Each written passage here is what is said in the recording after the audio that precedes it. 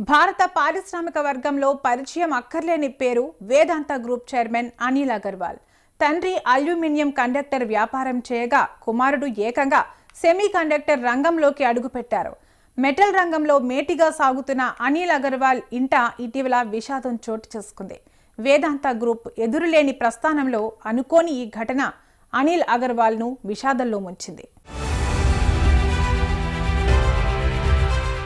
భారత్కు చెందిన దిగ్గజ సంస్థల్లో వేదాంత గ్రూప్ ఒకటి. ఇది సహజ వనరులు, చమురు, జింక్, సీసం, అల్యూమినియం, రాగి, ఇనుప, ఖనిజం, చమురు ఇలా దాదాపు అన్ని రంగాల్లో వ్యాపారాలు చేస్తుంటుంది. ప్రపంచవ్యాప్తంగా తన కార్యకలాపాల్ని విస్తరించింది. ఈ గ్రూప్ వ్యవస్థాపకుడు చైర్మన్ అనిల్ అగర్వాల్. బీహార్ రాజధాని పాట్నాలో జన్మించిన అనిల్ మార్వాడి కుటుంబంలో జన్మించారు. పాట్నాలోని మిల్లర్ హైస్కూల్లో చదువుకున్నాడు. అతను విశ్వవిద్యాలయానికి వెళ్లకుండా అల్యూమినియం కండక్టర్లను తయారు చేస్తూ తండ్రికి వ్యాపారంలో చేదోడు వాదోడుగా నిలిచి వ్యాపార సామ్రాజ్యాన్ని విస్తరించాడు. ప్రస్తుతం లండన్లో నివసిస్తున్న అనిల్ అగర్వాల్ ను పలకరిస్తే సాధారణ బీహార్ పౌరుడిగానే మాట్లాడతాడు. అంచెలంచెలుగా ఎదిగి ప్రస్తుతం మెటల్ రంగంలో మేటి పారిశ్రామికవేత్తగా అనిల్ అగర్వాల్ అగ్రస్థానంలో ఉన్నారు.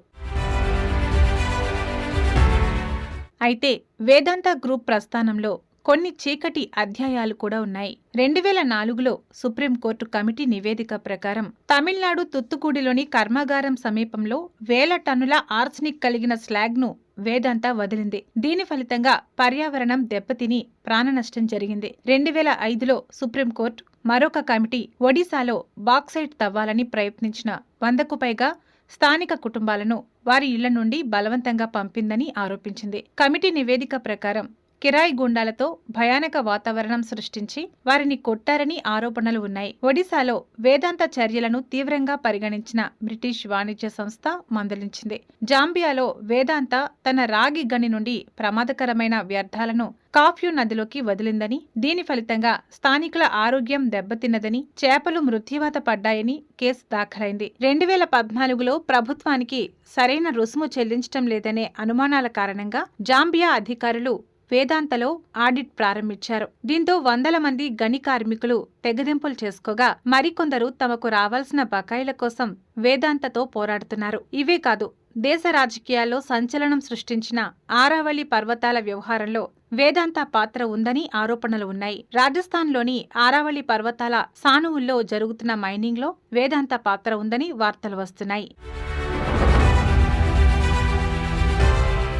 కొద్ది రోజుల క్రితం అనిల్ అగర్వాల్ ఇంట విషాదం చోటు చేసుకుంది.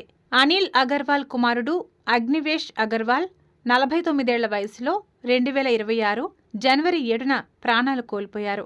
ఇటీవల అమెరికాలో స్కీయింగ్ ప్రమాదంలో గాయపడ్డ అగ్నివేష్ కొద్ది రోజులుగా న్యూయార్క్లోని మౌంట్ సినై ఆసుపత్రిలో చికిత్స పొందుతున్నారు.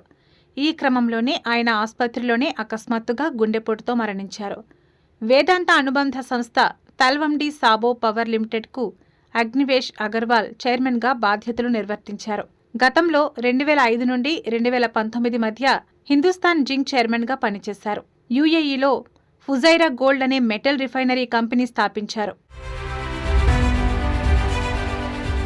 కుమారుడి మరణంపై స్పందించిన అనిల్ అగర్వాల్ తీవ్ర భావోద్వేగానికి గురయ్యారు. ఈ మేరకు ఎక్స్ వేదికగా సుదీర్ఘ వివరణ ఇచ్చారు. కుమారుడి మరణంతో తన జీవితంలో ఒక్కసారిగా చీకట్లు కమ్ముకున్నాయని చెప్పుకొచ్చారు. ఇదే సమయంలో ఒక కీలక ప్రకటన చేశారు. గతంలో అగ్నివేష్ కు మాట ఇచ్చిన విషయాన్ని గుర్తు చేసుకున్నారు. తమ సంపాదనలో 75% మించి సమాజానికి తిరిగి ఇస్తానని పునరుద్ఘాటించారు. ఫోర్బ్స్ గణాంకాల ప్రకారం అనిల్ అగర్వాల్ కుటుంబ నికర ఆస్తి విలువ దాదాపు $4.2 బిలియన్. భారత కరెన్సీలో సుమారు 35,000 కోట్ల రూపాయలు. ఇందులో అత్యధిక భాగాన్ని ఆయన దానం చేయనున్నారు.